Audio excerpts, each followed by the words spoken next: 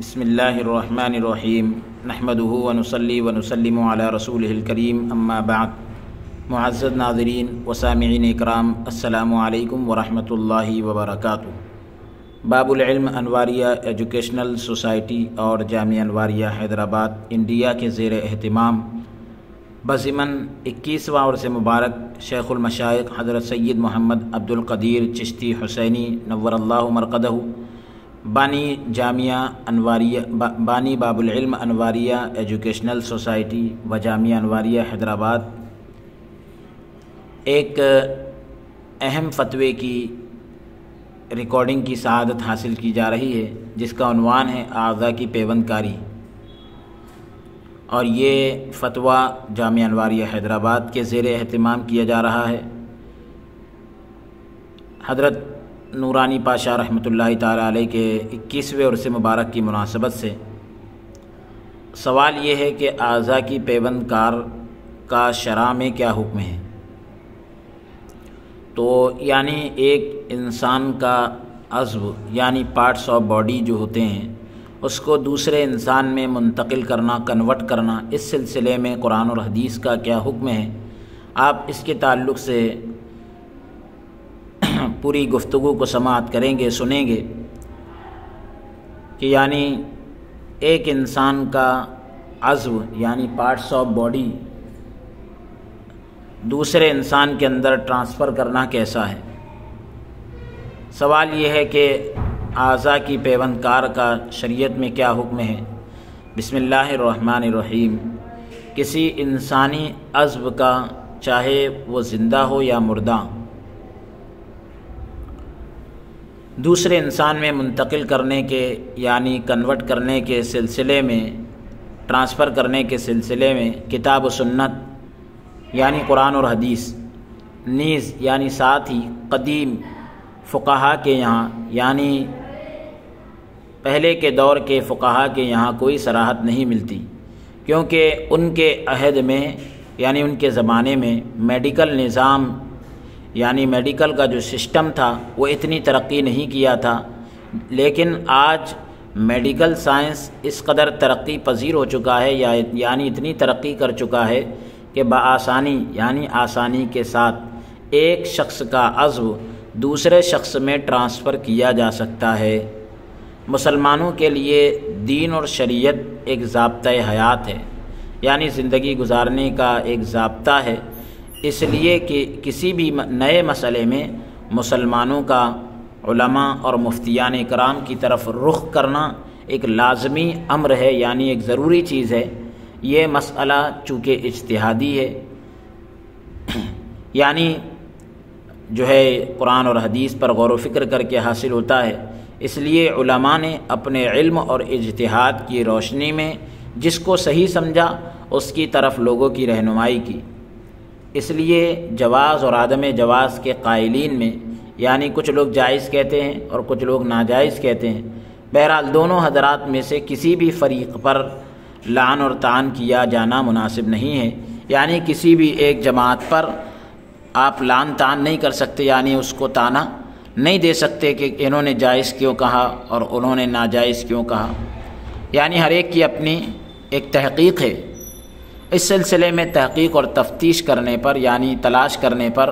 علماء کرام کی دو رائیں سامنے آتی ہے، دو طرح کی رائے ظاہر ہوتی ہے۔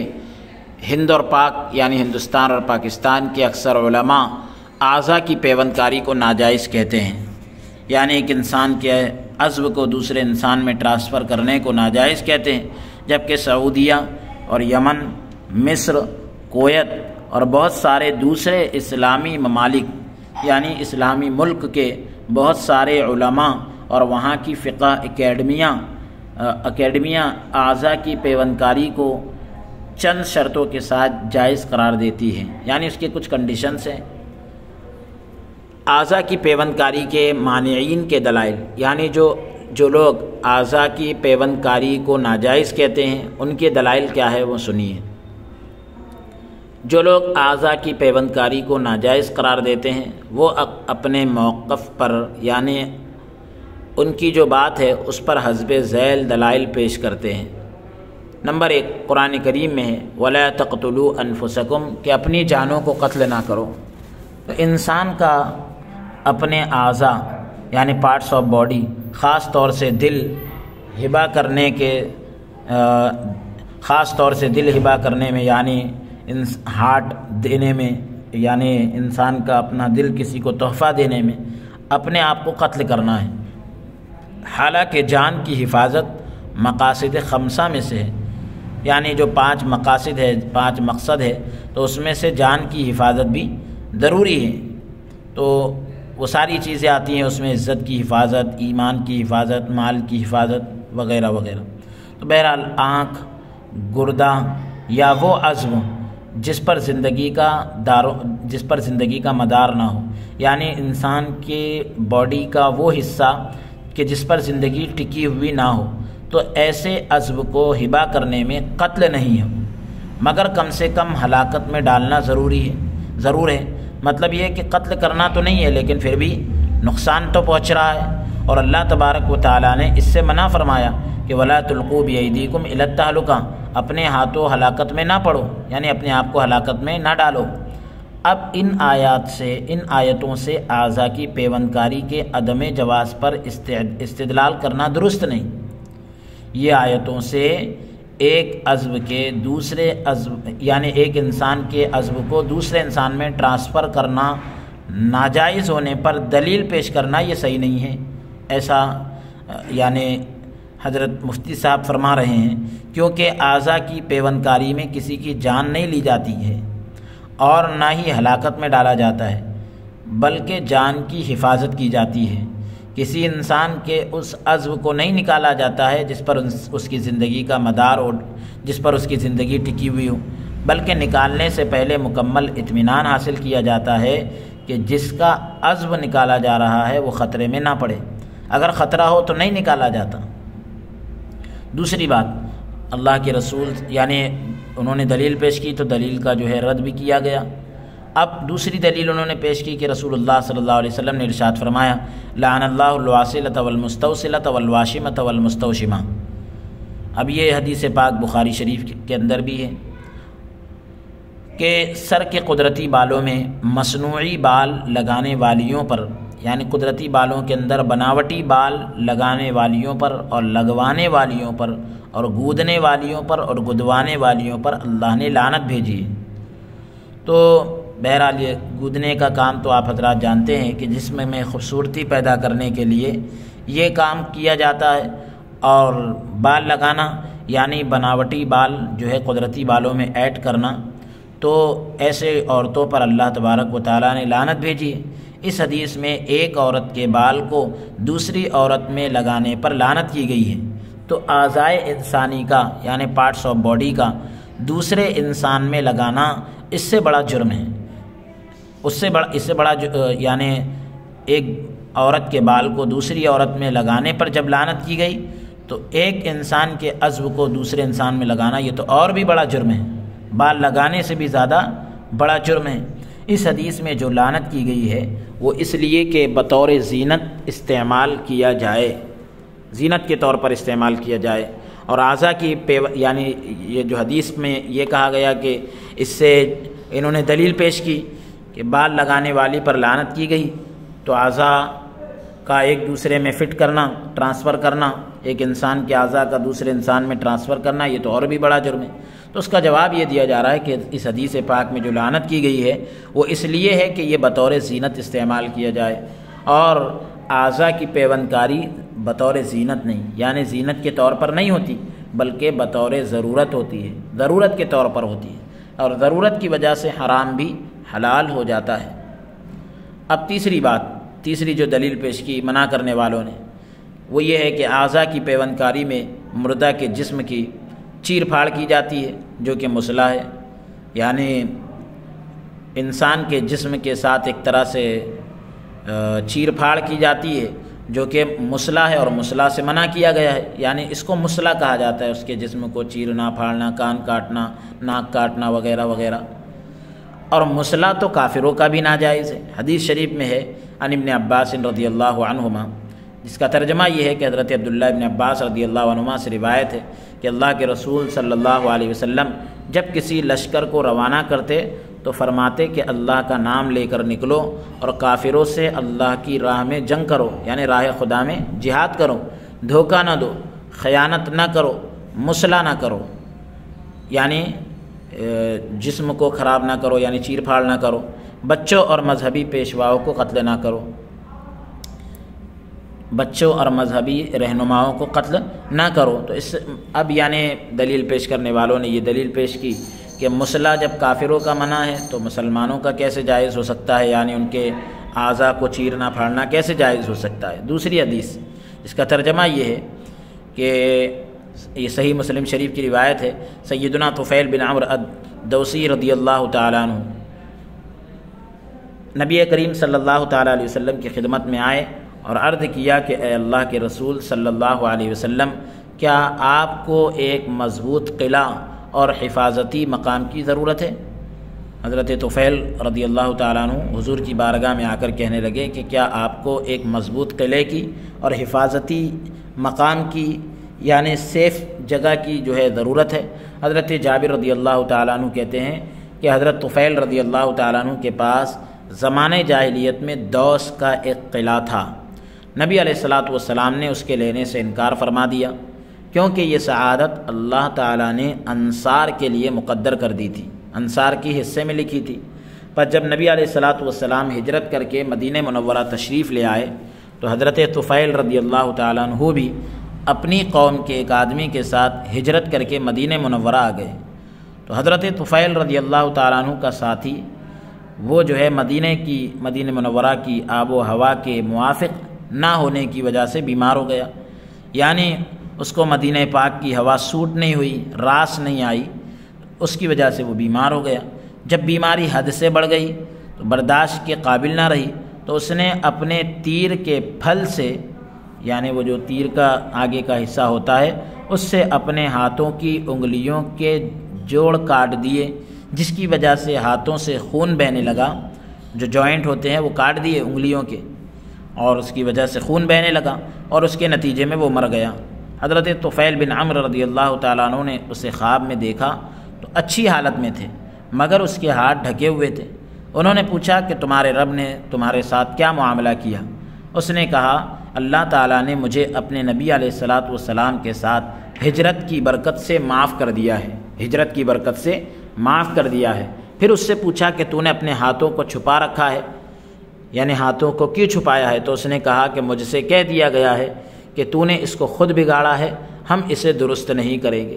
حضرت طفیل رضی اللہ تعالیٰ عنہ نے یہ خواب رسول اللہ صلی اللہ تعالیٰ علیہ وسلم سے بیان کیا تو رسول اللہ صلی اللہ علیہ وسلم نے اس کے لیے دعا فرمائی کہ اے اللہ اس کے ہاتھوں کی بھی مغفرت فرما۔ تو اس حدیث سے واضح ہوتا ہے کہ جو شخص اپنا کوئی عضو خود ہی کاٹ دیتا ہے تو اس کا وہ عضو اللہ تعالیٰ کی طرف سے بطور سزا درست نہیں کیا جاتا، یعنی اگر کوئی اپنا عضو خود ہی کاٹ لے تو اللہ تبارک و تعالیٰ کی طرف سے جو ہے سزا کے طور پر اس کو صحیح نہیں کیا جاتا، اس کی سزا یہی ہے کہ اس کو صحیح نہیں کیا جائے۔ تو اس حدیث سے اعضاء کی پیوند کاری پر حرمت کرنا، یعنی اعضاء کی پیوند کاری کی حرمت پر استدلال کرنا، یعنی اب جو ہے اس کا جواب یہ دیا جا رہا ہے کہ اس حدیث سے اعضاء کے ایک دوسرے میں ٹرانسفر کرنے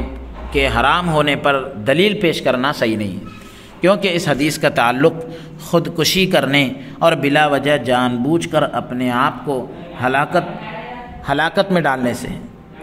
اس حدیث کا جو تعلق ہے وہ خودکشی کرنے سے، اور اعضاء کی پیوند کاری اس طرح نہیں،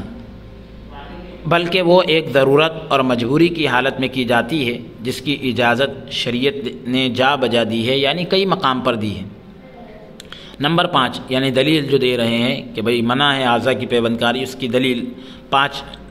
نمبر 5 کسی زندہ حیوان یعنی جس میں انسان بھی شامل ہے،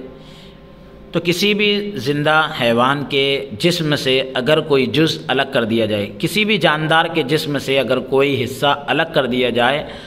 وہ مردار اور ناپاک کے حکم میں ہو جاتا ہے، جیسا کہ حدیث مبارکہ میں ہے کہ نبی علیہ السلام فرماتے ہیں ما قطع من البہیمۃ وہی حیۃ فہی میتۃ، کہ زندہ جانور سے جو عضو کاٹ دیا جائے یا الگ ہو جائے وہ مردار ہے۔ زندہ جانور سے اگر اس کے جسم کا کوئی حصہ الگ کر لیا جائے تو وہ مردار ہے، یعنی اس کو کھایا نہ جائے۔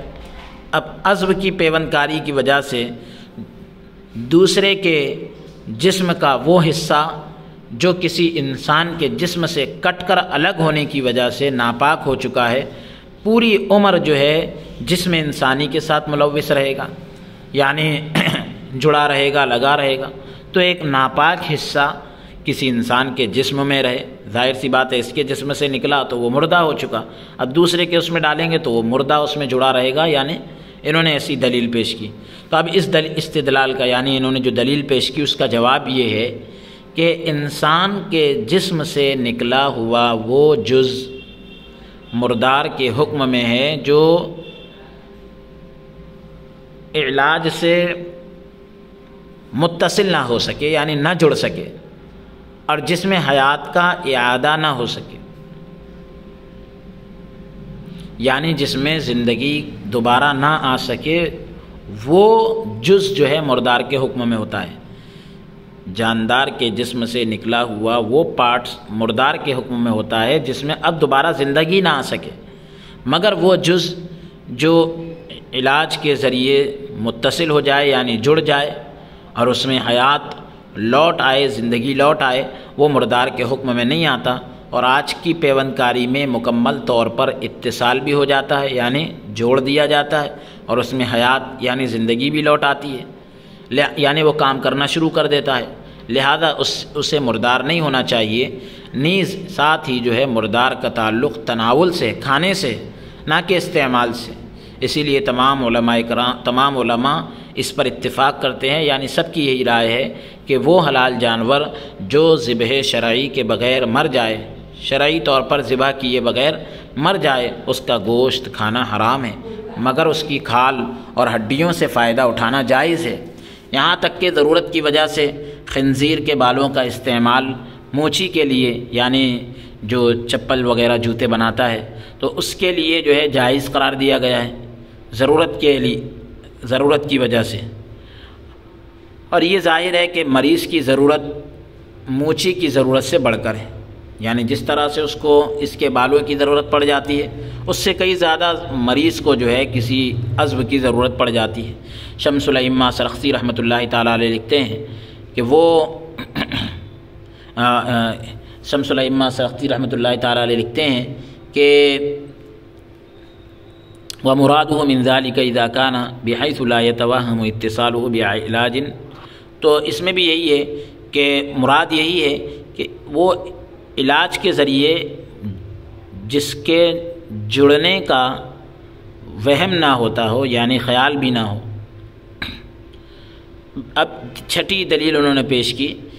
منع کرنے کی، اس کا جواب بھی دیا جا رہا ہے۔ تو دلیل پہلے سن لیں۔ کسی چیز کو ہبہ کرنے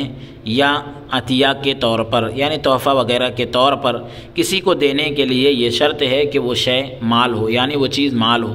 اور دینے والے کی ملک ہو، دینے والے کی ملکیت ہو۔ اور یہی شرط جو ہے وصیت کے لیے بھی ہے، یہی شرط جو ہے وصیت کے لیے بھی ہے، جیسا کہ فتاوی ہندیہ میں، یعنی اگر آپ کسی کے لیے وصیت کر رہے ہیں تو آپ کا اس چیز کا مالک ہونا ضروری ہے۔ اب انہوں نے ایک عبارت پیش کی فتاوی ہندیہ کی، جس کا ترجمہ یہ ہے کہ ہبہ کرنے والے کے لیے یہ شرائط ہے کہ ہبہ کرنے والا ہبہ کا اہل ہو، یعنی اس کے لائق ہو، اس کے قابل ہو، یعنی آزاد ہو، عاقل اور بالغ ہو، عقل مند ہو، بالغ ہو، اور جس شے کو ہبہ کر رہا ہے یعنی تحفے میں دے رہا ہے اس کا مالک ہو۔ اگر وہ غلام، مکاتب، مدبر یا ام ولد ہو، یہ غلاموں کی قسمیں ہیں، مکاتب، مدبر، ام ولد، تو یا کسی طرح اس پر غلامیت کا اثر ہو، یعنی غلامی کا اثر کسی بھی طرح اس پر ہو، یا نابالغ یا پاگل ہو، یا شیء موہوب کا مالک نہ ہو، یعنی جس چیز کو ہبہ کر رہا ہے اس کا مالک نہ ہو، تو ان سب کے لیے ہبہ کرنا صحیح نہیں ہے۔ ایسے ہی نہایہ میں ہے، ایک کتاب کا نام ہے نہایہ، اس میں بھی ہے موہوب یعنی ہبہ کی جانے والی شے، یعنی تحفے میں دی جانے والی چیز کے لیے یہ شرائط ہے۔ شے موہوب یعنی اس کی جو کنڈیشن ہے وہ یہ ہے شے موہوب یعنی جس چیز کو ہبہ کیا جا رہا ہے، تحفے میں دیا جا رہا ہے، وہ ہبہ کے وقت موجود ہو، لہذا عقد ہبہ کے وقت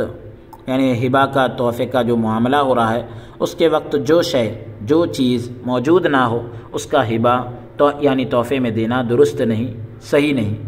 شے موہوب جس چیز کو ہبہ کیا جا رہا ہے وہ قیمت والی چیز ہو، لہذا جو مال نہ ہو اس کا ہبہ درست نہیں، صحیح نہیں، جیسے آزاد، مردار، خون، حرم کے شکار یعنی جو حدود حرم کے اندر جو شکار ہوتے ہیں، اور خنزیر وغیرہ۔ ایسے ہی جو مطلق مال نہ ہو یعنی بالکل مال نہ ہو، جیسے ام ولد، مدبر مطلق اور مکاتب،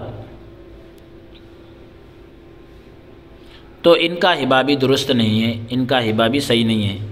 یعنی یہ جو ہے مال میں شمار نہیں ہوتے ایسے غلام۔ ایسے ہی جو مال ہو مگر قیمت والی نہ ہو تو اس کی بھی ہبہ درست نہیں ہے، یعنی اس کا ہبہ کرنا بھی صحیح نہیں ہے، جیسے شراب۔ ایسے ہی بدائع میں ہے، ایک کتاب کا نام ہے فتاوی شامی میں ہے، جس کا ترجمہ یہ ہے کہ وصیت کرنے والے کے لیے یہ شرائط ہے، یہ کنڈیشنز ہے کہ وصیت کرنے والا مالک بنانے کا اہل ہو، مالک بنانے کے لائق ہو، قابل ہو، لہذا نابالغ اور پاگل کے لیے جائز نہیں ہے کہ جس کے لیے وصیت کی جا رہی ہے وہ وقت وصیت یعنی وصیت کے وقت حقیقتاً یا حکماً، حقیقت کے طور پر یا حکم کے طور پر زندہ ہو، تاکہ جنین کے لیے وصیت درست ہو سکے، یعنی جو بچہ پیٹ میں ہے اس کے لیے وصیت صحیح ہو سکے۔ اسی طرح وہ موت کے وقت وارث نہ ہو، قاتل نہ ہو، جس چیز کی وصیت کی گئی ہے وہ وصیت کرنے والے کے موت کے بعد ملکیت کے قابل ہو، جس چیز کی وصیت کی گئی وہ بھی ملکیت کے قابل ہونا چاہیے۔ قاتل نہ ہو تو اس کا بھی یہ تذکرہ سن لے کہ بھئی یعنی اگر کسی نے قتل کیا ہے تو وہ بھی وراثت سے محروم رہتا ہے۔ انسان کو اپنے اعضاء میں حق منفعت تو حاصل ہے مگر حق ملکیت حاصل نہیں ہے۔ جن اموال اور منافع پر یعنی جن مالوں اور فائدوں پر انسان کو حق مالکانہ حاصل نہ ہو، انسان یعنی ملکیت کا حق حاصل نہ ہو، انسان ان اموال یا منافع کی یعنی ایسے مال اور ایسے فائدوں کی مالیت کسی دوسرے انسان کو منتقل نہیں کر سکتا، یعنی ٹرانسفر نہیں کر سکتا۔ تو اس استدلال کا جواب یہ ہے، مطلب انہوں نے دلیل یہ پیش کی کہ اس کو مالکانہ تصرف نہیں ہوتا، یعنی وہ مالکانہ حق حاصل نہیں ہوتا، تو لہذا جب مالکانہ حق حاصل نہیں ہے تو پھر وہ دے نہیں سکتا، جیسے بھئی وصیت وغیرہ کے اندر ہوتا ہے، ہبہ میں ہوتا ہے، تو جس چیز کا وہ مالک ہوتا ہے اس کو وہ ہبہ کر سکتا ہے۔ اب اعضاء کا وہ مالک نہیں ہوتا لہذا اس کو ہبہ بھی نہیں کر سکتا۔ یہ انہوں نے دلیل پیش کی، تو اس دلیل کا جواب یہ دیا جا رہا ہے فتوے کے اندر کہ مالکانہ تصرف نہ ہونے کا مطلب یہ ہے کہ انسان اپنے اعضاء کو بیچ نہیں سکتا۔ مالکانہ حق حاصل نہ ہونے کا جو مطلب ہے وہ یہ ہے کہ انسان اپنے اعضاء کو بیچ نہیں سکتا، مگر ہبہ کرنا چاہے تو وہ ہبہ اور خیرات کر سکتا ہے، یعنی ڈونیٹ کر سکتا ہے، اور اسے قبول کرنا بھی درست ہے، بلکہ اس کے عضو اگر صاحب اعضاء کو کچھ ہدیہ دے یا اس کے عوض، اس کے عضو نہیں معذرت کے ساتھ، بلکہ اس کے عوض یعنی اس کے بدلے اگر صاحب اعضاء کو یعنی جس کا عضو ہے، جس کے پارٹس آف باڈی ہے، اس کو کچھ گفٹ وغیرہ دے تو وہ بھی جائز ہے۔ علامہ شامی رحمۃ اللہ تعالیٰ علیہ لکھتے ہیں کہ اگر کسی نے نبی کریم صلی اللہ تعالیٰ علیہ وسلم کے منہ مبارک لیا اور بدلے میں اسے بہت زیادہ مال ہدیے کے طور پر دیا یا ہدیے کے طور پر دیا نہ کہ قیمت کے طور پر، تو اس میں کوئی حرج نہیں۔ لو اخذ شعر النبی صلی اللہ علیہ وسلم ممن عنده واعطاه هدیۃ عظیمۃ لا علی وجه البیع فلا باس به، یعنی اگر تحفے کے طور پر کوئی قیمت حضور کے منہ مبارک کے بدلے دیا تو قیمت کے طور پر نہ دیا ہو تو پھر اس میں کوئی حرج نہیں ہے۔ یوں ہی یعنی اسی طرح خریدنا بھی ضرورت کے وقت جائز ہے۔ علامہ عینی رحمۃ اللہ تعالیٰ علیہ لکھتے ہیں کہ انسان زندہ ہو یا مردہ ہر حال میں محترم اور مکرم ہے، قابل احترام ہے۔ اس کے اعضاء میں سے، پارٹس آف باڈی میں سے کسی بھی عضو کو، کسی بھی حصے کو اس کے بدن سے الگ کر کے دوسرے انسان کو دینے میں انسانی تکریم کی خلاف ورزی ہے۔ یہ 8ویں دلیل پیش کر رہے ہیں۔ کہ انسانی احترام کی خلاف ورزی جو ہے لازم آتی ہے۔ یہی وجہ ہے کہ فقہائے کرام نے علاج اور معالجے یعنی علاج وغیرہ کے لیے اور شدید مجبوری کے موقع پر بھی انسانی اعضاء کے استعمال کو، پارٹس آف باڈی کو جو ہے ممنوع قرار دیا ہے، یعنی منع کیا ہے۔ چنانچہ شرح سیر الکبیر میں ہے، ترجمہ یہ ہے کہ ترجمہ تو ذکر نہیں کیا انہوں نے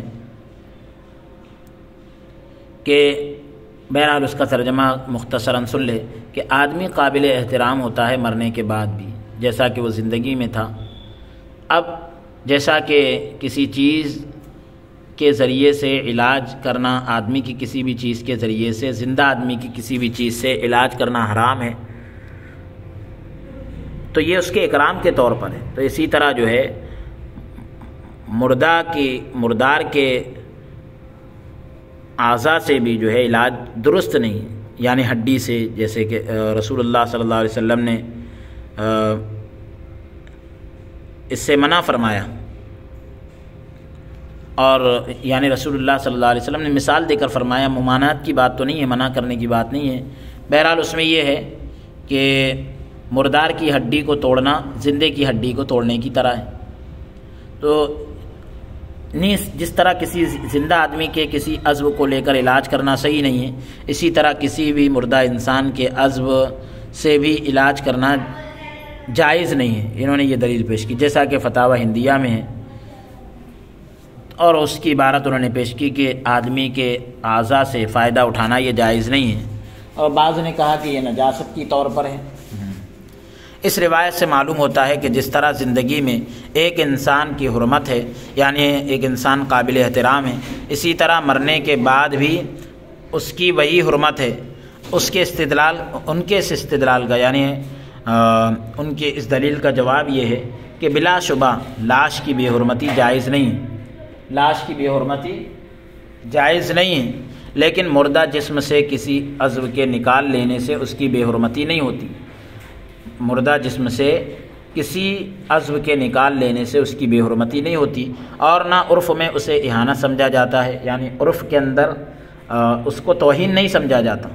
بلکہ اسے اعانت اور مدد اور انسانیت کی اچھی خدمت سمجھی جاتی ہے۔ ٹھیک اسی طرح جس طرح زندہ شخص کے جسم میں آپریشن کر کے کسی عضو کو نکال لیا جائے تو اس کی بے حرمتی نہیں ہوتی ہے، زندہ شخص میں زندہ آدمی کے جسم میں آپریشن کر کے کسی عضو کو نکال لیا جائے اس کی بے حرمتی نہیں ہوتی، تو اسی طرح مردے کے جسم سے بھی نکالا جائے تو بے حرمتی نہیں ہوتی۔ مذکورہ حدیث میں جو یعنی جو ابھی حدیث ذکر کی گئی اس میں جس چیز سے روکا گیا ہے وہ ہے لاش کا مسئلہ بنانا، یعنی لاش کے اعضاء کے ساتھ کھلواڑ کرنا اور اسے مسخ کرنا، یعنی اعضاء کو جو ہے مٹا دینا، جیسا کہ زمانے جاہلیت میں لوگ انتقاماً کیا کرتے تھے، یعنی بدلہ لینے کے لیے کرتے تھے۔ دلیل نمبر 8، اگر انسانی اعضاء کی پیوند کاری کو جائز قرار دیا جائے، انسانی عضو کی کو ایک دوسرے میں ٹرانسفر کرنے کو جائز قرار دیا جائے تو یہ پوری انسانیت کے لیے ایک بہت بڑا خطرہ ہے، ایک بڑا خطرہ اور تباہی کا ذریعہ بنے گا، کیونکہ موجودہ زمانے کے حالات اور ماحول اور معاشرے میں پھیلی ہوئی بددیانتی کو دیکھتے ہوئے، یعنی بے دینی کو دیکھتے ہوئے، کوئی بعید نہیں، یعنی کوئی دور نہیں کہ لوگ اعضاء کی منتقلی یعنی ایک دوسرے کو میں ٹرانسفر کرنے کے جواز کے فتووں کا، یعنی جائز ہونے کے فتووں کا بیجا استعمال کرتے ہوئے، یعنی غلط استعمال کرتے ہوئے اسے باقاعدہ ایک کاروبار کی شکل دے دیں اور انہی اعضاء کو یعنی پارٹس آف باڈی کو اپنا ذریعہ معاش بنا لے۔ اس کا نتیجہ یہ ہوگا کہ یعنی اس کے نتائج یہ ہوں گے، اس کا رزلٹ یہ ہوگا، نمبر 1، بازار میں دیگر اشیاء یعنی چیزوں کی طرح انسانی اعضاء کی بھی علانیہ یعنی کھلم کھلا ورنہ خفیہ یعنی پوشیدہ خرید و فروخت یعنی خریدی اور بکری شروع ہو جائے گی، جو بلا شبہ انسانی شرافت کے خلاف اور ناجائز ہے۔ نمبر 2، غربت زدہ لوگ یعنی غریب لوگ اپنا اور بچوں کا پیٹ پالنے کے لیے اور اپنی ضروریات پوری کرنے کے لیے اپنے اعضاء فروخت کرنا یعنی بیچنا شروع کر دیں گے۔ نمبر 3، مردوں کی بے حرمتی اور ان کے ساتھ ظالمانہ رویہ شروع ہو جائے گا، یعنی ان کے ساتھ ظالمانہ سلوک ہوگا۔ بالخصوص خاص طور سے لاوارث مردے اپنے بہت سے اعضاء سے محروم ہو کر دنیا سے جایا کریں گے۔ اور یہ بھی بعید نہیں، یہ بھی دور نہیں کہ مال اور دولت کے لالچی اور پجاری مدفون لاشوں کو، یعنی دفن کی ہوئی لاشوں کو بھی اکھاڑ کر اپنی ہوس پوری کرنے لگے، جیسا کہ مختلف ذرائع سے، یعنی الگ الگ ذریعے سے جو ہے سننے میں آتا رہتا ہے۔ نمبر 4، خدا نخواستہ یہ معاملہ بڑھتا رہا تو صرف اپنی موت مرنے والوں تک ہی یہ سلسلہ محدود نہیں رہے گا، بلکہ اس کام کے لیے بہت سے معصوم یعنی بے گناہ انسانوں کے قتل کا بازار گرم ہو جانا، اور اس مقصد کے لیے اغوا یعنی جو ہے کسی کو اٹھا لینا، یہ کام کا شروع ہونا ممکن ہے کہ لوگ جو ہے اغوا کر لیں گے، یعنی کسی کو بھی اٹھا لیں گے، جو پورے انسانی معاشرے کی تباہی کا اعلان ہے۔ اب تک کے تجربے سے یہ ثابت ہوتا ہے کہ یہ سارے خدشات یعنی جو ڈر ہے ایک حد تک درست ہے، صحیح ہے۔ ان خدشات کے پیش نظر ہی یعنی یہ جو ڈر ہے، اسی کی وجہ سے علماء اکرام نے، علماء مجوزین نے، یعنی جو جائز کرنے والے علماء ہیں، جائز قرار دینے والے علماء ہیں، انہوں نے متعدد یعنی کئی شرطیں لگائی ہیں تاکہ حتی المقدور یعنی جہاں تک ہو سکے انسانی شرافت، انسانی بزرگی یعنی انسانی احترام باقی رہے۔ یہی وجہ ہے کہ ایسی حالت میں بھی انسانی اعضاء کے خرید و فروخت کو ناجائز قرار دیا گیا ہے، ایسی حالت میں بھی انسانی اعضاء کے خریدنے اور بیچنے کو ناجائز قرار دیا گیا ہے۔ اور ایک مسلمان سے یہی امید کی جا سکتی ہے کہ وہ شریعت کی حدود کو، شریعت کی حدوں کو پامال نہیں کرے گا، یعنی ضائع نہیں کرے گا۔ اب اعضاء کی پیوند کاری کے مجوزین کے دلائل، یعنی جو اعضاء کی پیوند کاری کو جائز کہتے ہیں، ایک دوسرے یعنی ایک انسان کے عضو کو دوسرے انسان میں ٹرانسفر کرنے کو جائز کہتے ہیں، ان کے دلائل سن لیں۔ جو علماء اعضاء کی پیوند کاری کو جائز کہتے ہیں وہ حسب ذیل دلائل سے استدلال کرتے ہیں، یعنی ان کی دلیل یہ ہے۔ نمبر 1، وَآتُوهُم مِّن مَّالِ اللَّهِ الَّذِي آتَاكُمْ، انہیں اللہ کے اس مال میں سے جو ان کو جو ہے اللہ کے اس مال میں سے دو جو اس نے تم کو عطا کیا ہے، اللہ نے جو مال تم کو دیا اس میں سے تم دوسروں کو دو۔ تو اس آیت میں واضح طور پر اللہ نے یہ بات کہہ دی کہ اس نے جو مال ہمیں عطا کیا وہ دراصل اللہ کا مال ہے، لیکن اس کے باوجود اللہ نے ہمیں اس بات کا حق عطا کیا ہے، حق دیا ہے کہ ہم اپنی مرضی سے اس میں تصرف کر سکے، یعنی ہم جو ہے اس میں کچھ کر سکے۔ اس لیے جس طرح مال اور دولت کا عطیہ دے کر یعنی تحفہ دے کر ہم کسی انسان کی مدد کر سکتے ہیں، اسی طرح اپنے جسم کا کوئی عضو کسی ضرورت مند انسان کو دے کر اس کی مدد کر سکتے ہیں۔ لیکن ان دونوں میں فرق یہ ہے کہ انسان اپنی پوری دولت کسی کو عطیہ دے سکتا ہے، لیکن اپنا پورا جسم کسی کو عطیہ نہیں دے سکتا، یا کوئی ایسا عضو جو ہے بطور عطیہ نہیں دے سکتا کہ جس کے عطا کرنے سے خود اس کی جان چلی جائے۔ جس طرح کسی مسلمان کے لیے یہ جائز ہے کہ دریا میں کود کر کسی ڈوبتے ہوئے انسان کو بچائے، یا جلتے ہوئے مکان میں داخل ہو کر کسی شخص کی جان بچائے، اسی طرح یہ بھی جائز ہونا چاہیے کہ اپنے جسم کا کوئی عضو عطا کر کے یعنی دے کر کے کسی مرتے ہوئے شخص کی جان بچائے۔ آج ہم خون کے عطیے کو یعنی خون ڈونیٹ کرنے کو جائز قرار دیتے ہیں، حالانکہ خون بھی تو انسانی جسم کا ایک حصہ ہے اور بہت ہی اہم حصہ ہے۔ نمبر 2، جائز قرار دینے والوں کی دلیل۔ جس طرح انسانی جسم اہمیت کا حامل ہے یعنی اہمیت رکھتا ہے، اسی طرح انسانی جسم اور جان کی حفاظت کے لیے ہر ممکن راستہ اختیار کرنا نہ صرف مباح ہے یعنی نہ صرف جائز ہے، بلکہ بسا اوقات کبھی کبھی واجب اور ضروری ہو جاتا ہے۔ انسانی جسم کی حفاظت کی اہمیت بیان کرتے ہوئے اللہ تعالیٰ نے فرمایا وَمَنْ أَحْيَاهَا فَكَأَنَّمَا أَحْيَا النَّاسَ جَمِيعًا، جس نے ایک جان کو زندہ کیا اس نے گویا سب لوگوں کی جانیں بچائی۔ اس آیت کی تفہیم میں یعنی اس کے سمجھانے میں جو اقوال ذکر کیے گئے ہیں،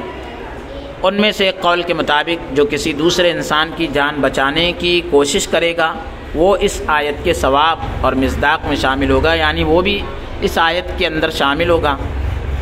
نمبر 3، دلیل نمبر 3 جائز کرنے والوں کی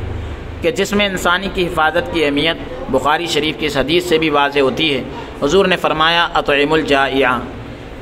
ترجمہ یہ ہے کہ قیدی کو چھڑاؤ، بھوکے کو کھانا کھلاؤ، قیدی کو چھڑاؤ اور مریض کی عیادت کرو۔ تو اس حدیث کی تشریح میں، اس حدیث کی شرح میں شارح بخاری یعنی بخاری کی شرح لکھنے والے علامہ عینی رحمۃ اللہ تعالیٰ علیہ نے لکھا ہے کہ بھوکے کو کھانا کھلانا عام حالت میں مستحب ہے، لیکن اگر کوئی شخص بھوک سے مر رہا ہو تو ایسی صورت میں اس کی جان بچانا اور اسے کھانا کھلانا فرض ہو جاتا ہے۔ فقہاء کرام نے قرآن و سنت کی روشنی میں جو مسائل بیان فرمائے ہیں ان میں سے بہت سارے مسائل اس بات پر بطور ثبوت پیش کیے جاتے ہیں، ثبوت کے طور پر ذکر کیے جاتے ہیں، جس میں انسانی جان کی حفاظت کے لیے مباح یعنی جائز کاموں کی اجازت کے ساتھ ساتھ بسا اوقات یعنی کبھی کبھی حرام کے ارتکاب کی اجازت دے دی گئی، یعنی حرام کام کے کرنے کی بھی اجازت دے دی گئی، جیسے کہ مردار کے لیے یعنی جو بھوک سے مر رہا اس کے لیے بقدر ضرورت یعنی ضرورت کے حساب سے مردار کو کھانا وغیرہ وغیرہ۔ نمبر 4، فقیہ زین الدین حنفی رازی رحمۃ اللہ تعالیٰ علیہ لکھتے ہیں کہ ولادت کے وقت حاملہ عورت کے پیٹ میں بچہ عرض میں ہو جائے، یعنی اگر چوڑان میں ہو جائے، جس کو ہم کہتے ہیں آج کے دور میں آڑا ہو جانا، اور عورت کی جان کو خطرہ ہو اور بچے کو جو ہے ٹکڑے ٹکڑے کیے بغیر نکالنا ممکن نہ ہو، تو بچہ اگر مردہ ہو تو عورت کی جان بچانے کے لیے اس مردہ بچے کو ٹکڑا کرنے میں کوئی حرج نہیں۔ اسی طرح اگر حاملہ مر جائے یعنی پریگننس عورت جو ہے وہ مر جائے اور پیٹ میں بچہ حرکت کر رہا ہو، ہل رہا ہو، بچہ جو ہے زندہ ہو اور غالب گمان یعنی زیادہ گمان یہ ہو کہ بچے کی جان بچ جائے گی، تو مردہ عورت کے بائیں پہلو کو چاک کر کے بچے کو نکالا جائے گا، لیفٹ سائڈ کو جو ہے چیر کر کے بچے کو نکال لیا جائے گا۔ نمبر 5، الضرورات تبیح المحظورات، ضرورت کے وقت ناجائز چیز جو ہے وہ جائز ہو جاتی ہے، حرام جو ہے وہ حلال ہو جاتا ہے۔ کسی مضطر کی جان کی حفاظت یعنی جو آدمی بالکل مجبور ہو، ایسے انسان کی جان کی حفاظت اہم ضروریات سے ہے، تو اعضاء کی پیوند کاری کے لیے کسی میت کے اعضاء میں تصرف کرنا جائز ہونا چاہیے، یعنی اس میں کچھ بھی کرنا جو ہے وہ جائز ہونا چاہیے۔ انسان کا جسم یقیناً حیات اور موت، زندگی اور موت دونوں میں قابل تعظیم اور تکریم ہے، یعنی احترام کے لائق ہے، اور اہانت جائز نہیں ہے یعنی توہین جائز نہیں ہے، لیکن اعضاء کی پیوند کاری میں مقصد جو ہے اہانت نہیں ہوتی، یعنی توہین مقصد نہیں ہوتی، اور نہ عرف میں اسے اہانت سمجھا جاتا ہے، عرف میں بھی اس کو توہین نہیں سمجھا جاتا، بلکہ اس کو اعانت یعنی اعانت اور مدد اور انسانیت کی اچھی خدمت سمجھی جاتی ہے۔ اسی لیے باطنی اعضاء نکالے جاتے ہیں، اندرونی پارٹس نکالے جاتے ہیں، جو کہ مصلح کے ضمن میں نہیں آتا، یعنی مصلح کرنے میں نہیں آتا، انسانی جسم کے کھلواڑ میں نہیں آتا، لہذا بوقت ضرورت اعضاء کی پیوند کاری شرائط اور قیود کے ساتھ جائز ہے، یعنی اس کی جو کنڈیشنز ہے اس کے ساتھ جائز ہے۔ واللہ عالم بالصواب۔